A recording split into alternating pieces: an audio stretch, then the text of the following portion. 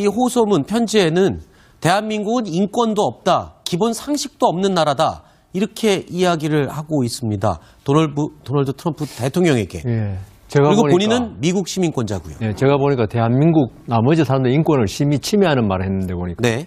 그리고 있죠. 지금 미국 대통령한테 하면서 미국 시민권자를 밝혔는데 네. 과연 그 목적이 과연 무엇일까? 네. 물론 트럼프 대통령이 트위터 정치를 한다 할 정도로 매일매일 트위터로 막 쏟아내고 있는 게 많은데 네. 제가 볼 때 지금 제가 그 이 낸시랭 사건이 있은 후 국내 언론 방송을 봤거든요.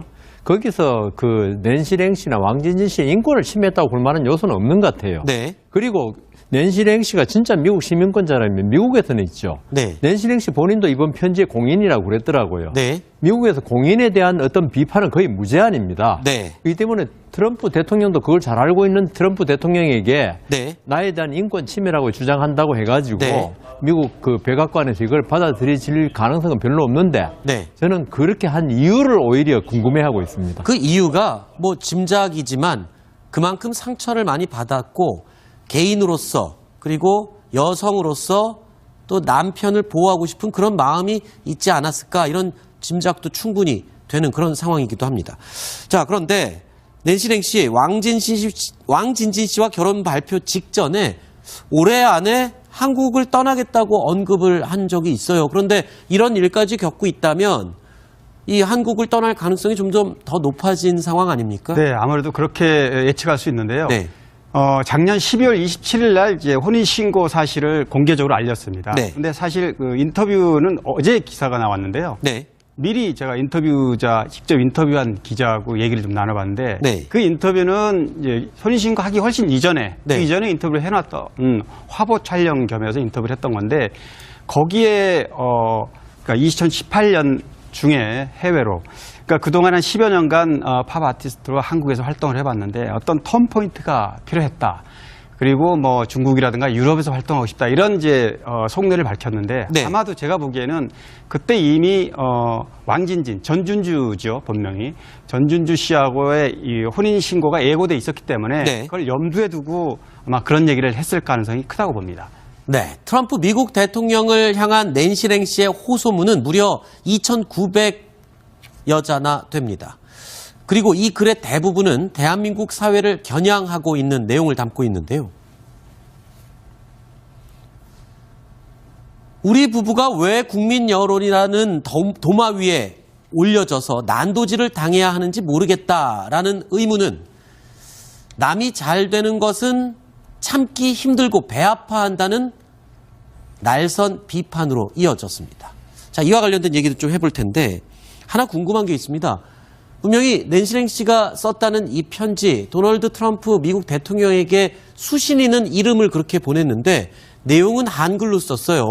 그러면 트럼프 대통령이 한글을 아는 것도 아닐 텐데 저렇게 한글로 썼다는 건 애당초 트럼프 대통령에게 보내려는 게 아니라 대중들을 의식해서 보낸 편지가 아니었나, 이런 생각을 할 수가 있습니다. 그렇게 비춰지는 해석이 더 맞습니다. 네. 왜냐하면은 사실 물론 한국에서 10여 년 활동하면서 한국 문화나 정서에서 많이 익숙해지긴 했지만 역사상 보릿고개라는 아픈 DNA가 있다. 이런 어떤 얘기를 포함해서 보면, 그리고 다시 이 글이 낸시랭 씨 영어가 훨씬 익숙한데 한글로 다 조목조목 굉장히 길게 글을 이제 보냈는데, 물론 네. 뭐 도널드 트럼프가 영어로 번역하지 않는다면 이거 볼 수가 없겠죠, 당연히. 네. 근데 어쨌든 이런 글을 썼던 거는 아마 지금 현재 처한 입장을 한국 대중들에게 향해서 던지는 메시지가 아닌가, 이렇게 해석하는 게 훨씬 나을 것 같습니다. 네.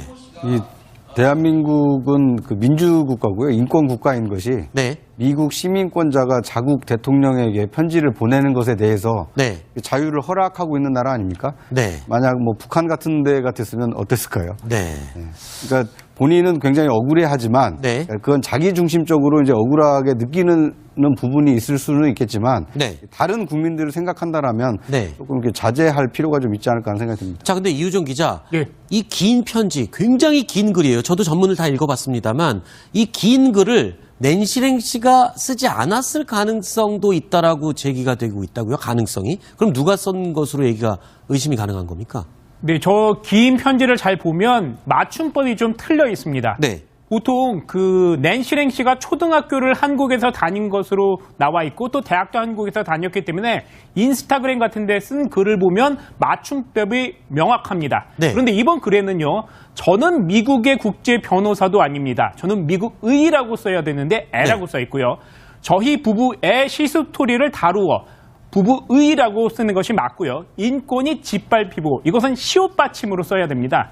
이렇기 때문에 다른 사람이 쓴 게 아니냐 이런 추정이 하나 가능한데 네. 왕진진 씨가 예전에 장지현 씨와 관련된 편지를 썼는데 거기에서 의와 애를 혼동하고 기록한 것이 있고 거짓 같은 것도 시옷 받침으로 써야 되는데 지읒 받침으로 썼습니다. 그래서 이것을 남편이 쓴 게 아니냐 이런 의혹들이 나오고 있는 실정입니다. 아하, 남편 왕진진 씨가 썼을 가능성이 매우 높아 보이는 증거들이 편지 곳곳에 숨어 있다.